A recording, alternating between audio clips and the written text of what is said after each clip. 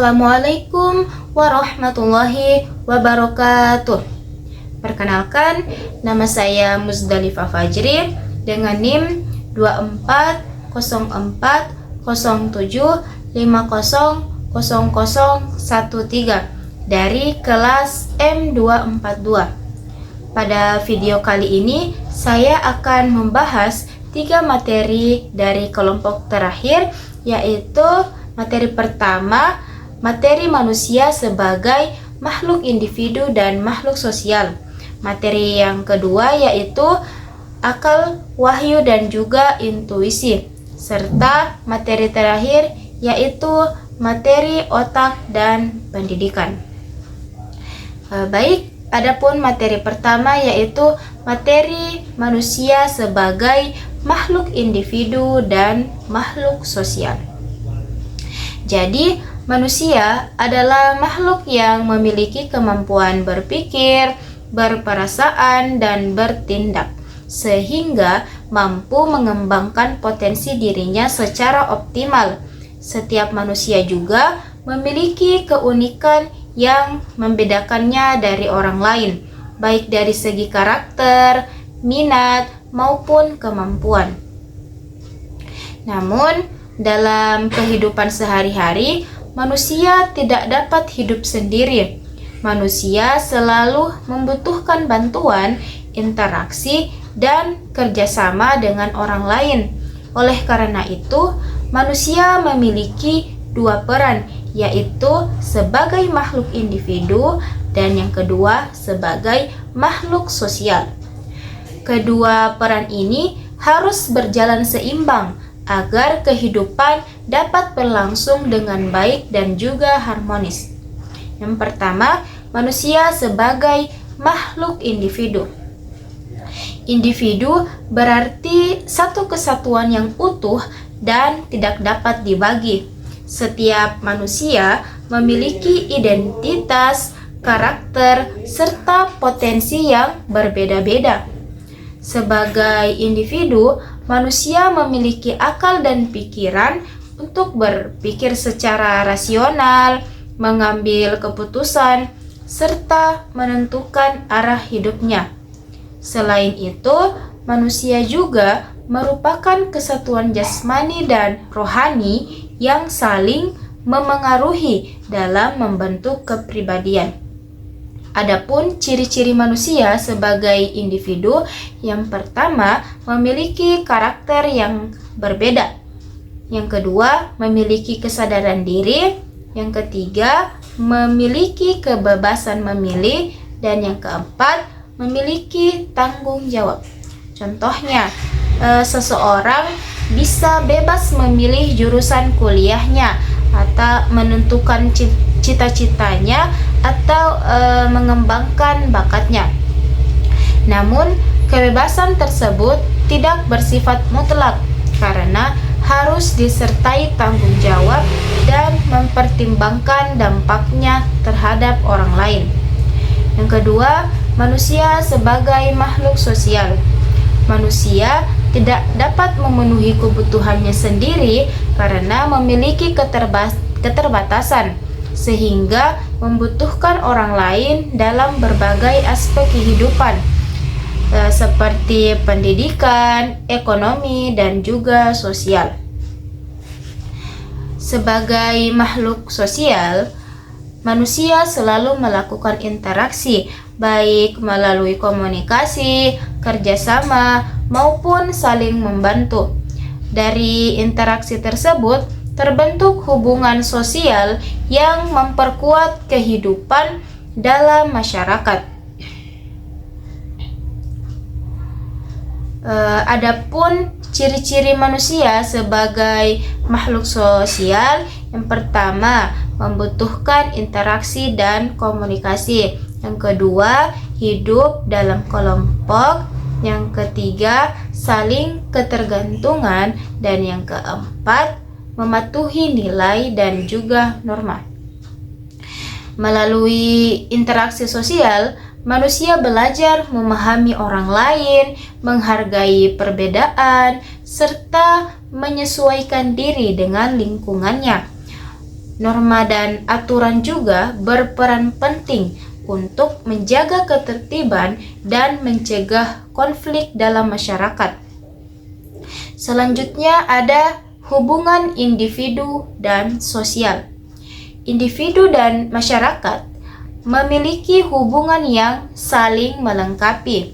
Individu membutuhkan masyarakat untuk berkembang, sedangkan masyarakat terbentuk dari kumpulan individu. Namun, dalam kehidupan sering terjadi ketidakseimbangan. Jika seseorang terlalu mementingkan dirinya sendiri, maka dapat menimbulkan konflik. Sebaliknya, jika kebebasan individu terlalu dibatasi, maka potensi diri tidak dapat berkembang dengan baik. Oleh karena itu, diperlukan keseimbangan melalui sikap toleransi, saling menghargai, dan kesadaran untuk mematuhi aturan bersama. Selanjutnya ada contoh dalam kehidupan sehari-hari. Sebagai individu, manusia bebas menentukan pilihan hidupnya, seperti memilih pendidikan atau mengembangkan bakatnya. Sebagai makhluk sosial, manusia bekerja sama, membantu orang lain, serta mematuhi aturan. Contoh dalam keluarga yaitu orang tua mendidik anak dan anak menghormati orang tua. Dalam masyarakat, seseorang ikut berpartisipasi dalam kegiatan sosial seperti kegiatan gotong royong yang mencerminkan kerjasama dan kepedulian. Adapun fungsi manusia sebagai individu dan sosial, yang pertama sebagai individu, yaitu fungsinya yang pertama mengembangkan potensi diri, yang kedua membentuk kepribadian, dan yang ketiga mengambil keputusan. Adapun fungsi sebagai makhluk sosial, yang pertama berinteraksi dengan orang lain, yang kedua bekerja sama, dan yang ketiga menjalin hubungan sosial. Nah, kedua fungsi ini harus saling melengkapi dan tidak dapat dipisahkan dalam kehidupan manusia. Adapun sebagai kesimpulan dari materi ini, jadi manusia merupakan makhluk individu sekaligus makhluk sosial. Manusia memiliki kebebasan untuk mengembangkan dirinya, tetapi juga harus mampu hidup berdampingan dengan orang lain. Oleh karena itu, keseimbangan antara kepentingan individu dan sosial sangatlah penting agar kehidupan menjadi harmonis, tertib, dan saling menghargai.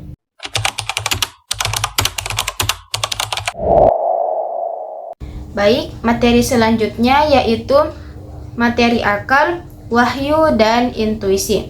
Pertama, saya akan membahas pengertiannya terlebih dahulu. Jadi, akal adalah kemampuan yang dimiliki manusia untuk berpikir, menganalisis, memahami, dan menarik kesimpulan dari berbagai fenomena. Dengan akal, manusia dapat mengembangkan ilmu pengetahuan dan teknologi. Dalam pendidikan, akal sangat berperan dalam melatih kemampuan berpikir kritis, logis, dan sistematis. Namun, akal memiliki keterbatasan, terutama dalam memahami hal-hal yang bersifat gaib atau metafisik. Yang kedua ada pengertian wahyu. Wahyu adalah pengetahuan yang berasal dari Allah Subhanahu wa Ta'ala yang disampaikan kepada Nabi dan juga Rasul. Wahyu bersifat mutlak dan tidak dapat diragukan kebenarannya. Dalam kehidupan manusia, wahyu berfungsi sebagai pedoman hidup serta menjadi sumber nilai dan moral. Dalam pendidikan Islam, wahyu menjadi dasar dalam membentuk akhlak dan juga tujuan pendidikan. Yang ketiga ada pengertian intuisi. Intuisi adalah kemampuan memahami sesuatu secara langsung tanpa melalui proses berpikir yang panjang. Intuisi berkaitan dengan hati, pengalaman batin, dan kedekatan spiritual seseorang. Pengetahuan yang diperoleh melalui intuisi biasanya lebih mendalam, terutama dalam memahami nilai-nilai spiritual. Dari ketiga pengertian ini dapat kita pahami bahwa akal, wahyu, dan intuisi memiliki peran yang berbeda, tetapi saling melengkapi. Pembahasan selanjutnya yaitu hubungan akal, wahyu, dan intuisi. Akal, wahyu, dan intuisi memiliki hubungan yang bersifat saling melengkapi dan tidak bisa dipisahkan. Akal digunakan untuk memahami dan menafsirkan wahyu. Tanpa akal, manusia tidak akan mampu memahami isi dari wahyu secara rasional. Namun, akal juga memiliki keterbatasan. Oleh karena itu, wahyu hadir sebagai pembimbing agar akal tidak salah dalam berpikir. Wahyu memberikan standar kebenaran yang pasti sehingga akal tidak menyimpang. Sementara itu, intuisi berperan untuk memperdalam pemahaman. Intuisi membantu manusia merasakan kebenaran secara langsung, terutama dalam aspek spiritual.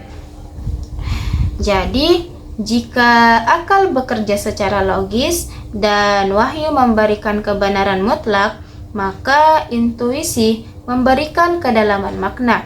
Dengan demikian, ketiganya dapat bekerja secara seimbang, yaitu akal untuk berpikir, wahyu sebagai pedoman, dan juga intuisi sebagai penguat batin.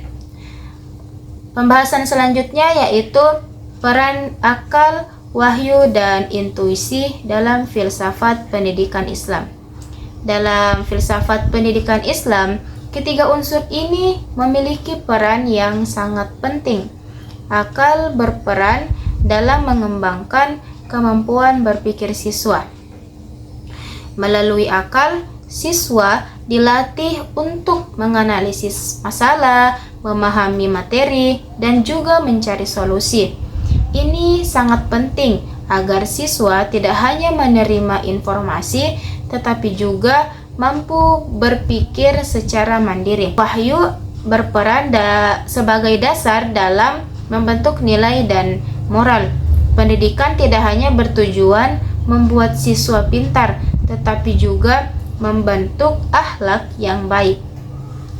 Oleh karena itu, nilai-nilai dalam wahyu harus menjadi landasan dalam proses pendidikan, sedangkan intuisi berperan dalam mengembangkan kepekaan batin dan spiritual siswa.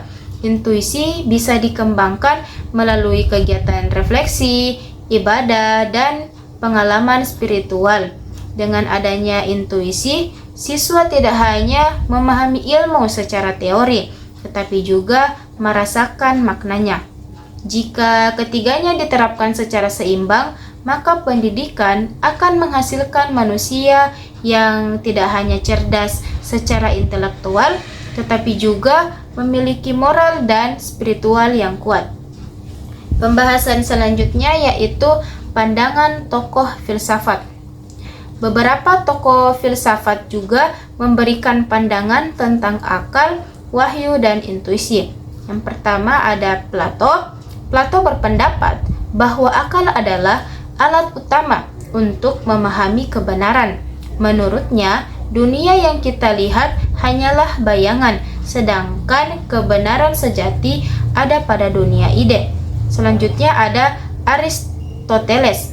Aristoteles menekankan bahwa pengetahuan berasal dari pengalaman yang kemudian diolah oleh akal. Oleh karena itu, pembelajaran harus melalui observasi dan praktik. Selanjutnya ada Al-Farabi. Al-Farabi menekankan bahwa akal dan wahyu harus berjalan secara harmonis. Akal digunakan untuk memahami dunia, sedangkan wahyu memberikan petunjuk kebenaran. Selanjutnya ada Ibnu Khaldun. Ibnu Khaldun menjelaskan bahwa akal memiliki keterbatasan, sehingga manusia tetap membutuhkan wahyu, terutama dalam hal-hal yang bersifat metafisik. Selanjutnya ada Al-Ghazali yang menekankan pada intuisi. Menurutnya, kebenaran tidak hanya diperoleh dari akal, tetapi juga dari pengalaman batin dan kedekatan dengan Tuhan. Selanjutnya ada Ibnu Sina yang berpendapat bahwa kesempurnaan manusia terletak pada kemampuan akalnya, tetapi tetap harus diimbangi dengan nilai moral dan spiritual. Dari berbagai pandangan ini dapat disimpulkan bahwa semua tokoh sepakat bahwa akal ini sangatlah penting, tetapi tetap harus didukung oleh wahyu dan juga intuisi.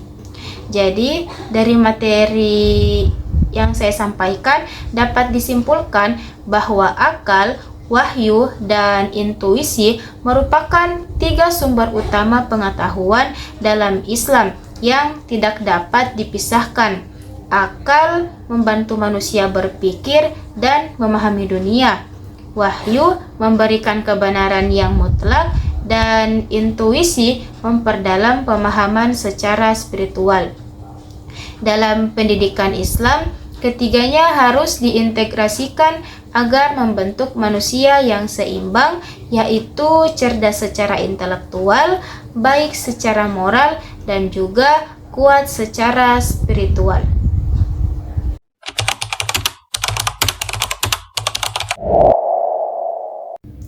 Baik, adapun materi yang terakhir yaitu materi otak dan pendidikan. Pertama, saya akan mulai dari pengertian otak. Jadi, otak adalah organ yang sangat kompleks dalam sistem saraf manusia yang berfungsi sebagai pusat pengendali seluruh aktivitas tubuh. Otak bertanggung jawab terhadap proses berpikir, pengambilan keputusan, pengaturan emosi, serta koordinasi gerakan. Dalam kajian pendidikan, otak tidak hanya dilihat sebagai organ fisik, tetapi juga sebagai pusat dari 3 kecerdasan utama, yaitu yang pertama kecerdasan rasional atau IQ, yang kedua kecerdasan emosional atau EQ, dan yang ketiga kecerdasan spiritual atau SQ. Artinya, manusia berpikir tidak hanya dengan logika, tetapi juga dengan emosi dan nilai-nilai spiritual. Pembahasan selanjutnya yaitu mitos tentang otak. Terdapat beberapa mitos tentang otak yang sering dipercaya, tetapi sebenarnya kurang tepat. Pertama, mitos bahwa otak berhenti berkembang pada usia tertentu. Padahal, otak masih bisa berkembang sepanjang hidup melalui pengalaman dan juga latihan. Mitos kedua, kecerdasan sepenuhnya ditentukan oleh keturunan. Faktanya, lingkungan dan proses belajar juga sangat berpengaruh. Mitos yang ketiga, semakin tua, maka otak pasti rusak. Ini tidak sepenuhnya benar, karena otak tetap bisa dilatih agar tetap aktif. Mitos yang keempat, manusia hanya menggunakan 10% otaknya. Ini juga termasuk mitos, karena hampir seluruh bagian otak aktif dalam berbagai aktivitas, bahkan saat kita tidur. Dengan memahami hal ini, kita tidak boleh membatasi kemampuan diri sendiri dalam belajar. Pembahasan selanjutnya yaitu implementasi dalam proses pembelajaran. Dalam proses pembelajaran, belajar merupakan interaksi antara kondisi internal siswa dengan lingkungan. Hasil belajar mencakup beberapa aspek, yaitu informasi verbal atau kemampuan menyampaikan pengetahuan. Yang kedua, keterampilan intelektual atau kemampuan berpikir. Yang ketiga, strategi kognitif atau mengatur cara berpikir. Yang keempat, keterampilan motorik atau gerakan. Dan yang kelima, sikap, nilai, dan perilaku. Agar pembelajaran berhasil, otak harus terus dilatih. Misalnya dengan membaca, mengamati, berpikir kritis, dan mencoba hal-hal baru. Semakin sering digunakan, otak juga akan semakin berkembang. Pembahasan selanjutnya yaitu otak rasional dalam pembelajaran. Otak rasional berada di bagian korteks cerebri yang berfungsi untuk berpikir logis dan analitis. Bagian ini memungkinkan manusia untuk memahami konsep, memecahkan masalah, dan mengambil keputusan secara rasional. Dalam pembelajaran, otak rasional digunakan saat siswa yang pertama, menganalisis soal, yang kedua, memahami materi, dan yang ketiga, berpikir kritis. Namun, pendidikan sering terlalu fokus pada otak kiri atau logika saja, padahal otak kanan yang berhubungan dengan kreativitas juga penting. Oleh karena itu, pembelajaran sebaiknya melibatkan keduanya, misalnya dengan penggunaan gambar, musik, dan aktivitas kreatif. Pembahasan selanjutnya yaitu otak emosional. Dalam pembelajaran, otak emosional ini berpusat di sistem limbik. Bagian ini berperan dalam mengatur emosi seperti senang, sedih, marah, dan motivasi. Dalam pembelajaran, emosi sangat memengaruhi keberhasilan dalam belajar. Jika siswa merasa nyaman dan senang, maka mereka akan lebih mudah memahami materi.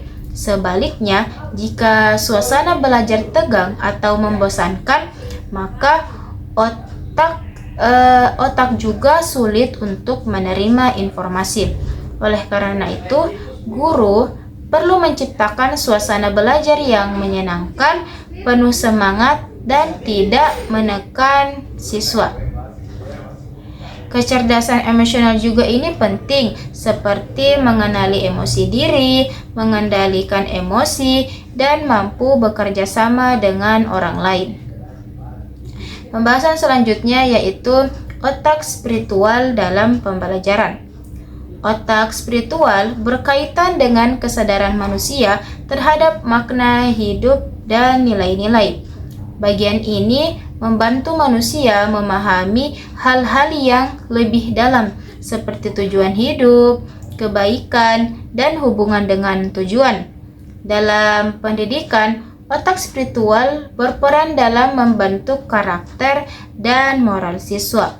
Pengembangannya bisa dilakukan melalui refleksi diri, pembiasaan ibadah, dan penanaman nilai-nilai kebaikan. Dengan adanya kecerdasan spiritual, siswa tidak hanya pintar, tetapi juga memiliki makna hidup dan sikap yang baik. Pembahasan selanjutnya yaitu optimalisasi otak dalam pendidikan. Optimalisasi otak berarti menggunakan seluruh potensi otak secara seimbang, baik rasional, emosional, maupun spiritual. Hal ini bisa dilakukan dengan yang pertama, menggunakan berbagai metode pembelajaran. Yang kedua, melibatkan banyak indera. Yang ketiga, menciptakan suasana belajar yang nyaman.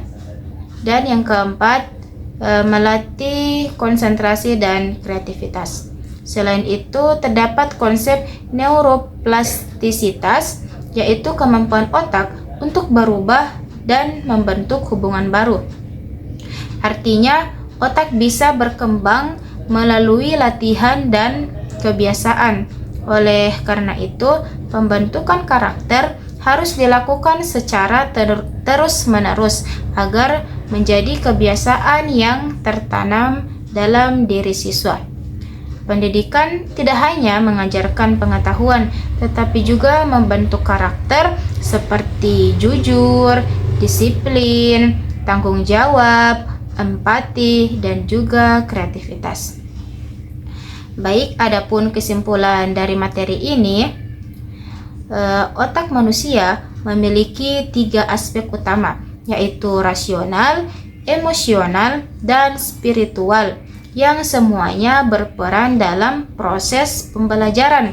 Keberhasilan belajar tidak hanya ditentukan oleh kecerdasan intelektual, tetapi juga oleh emosi dan spiritualitas.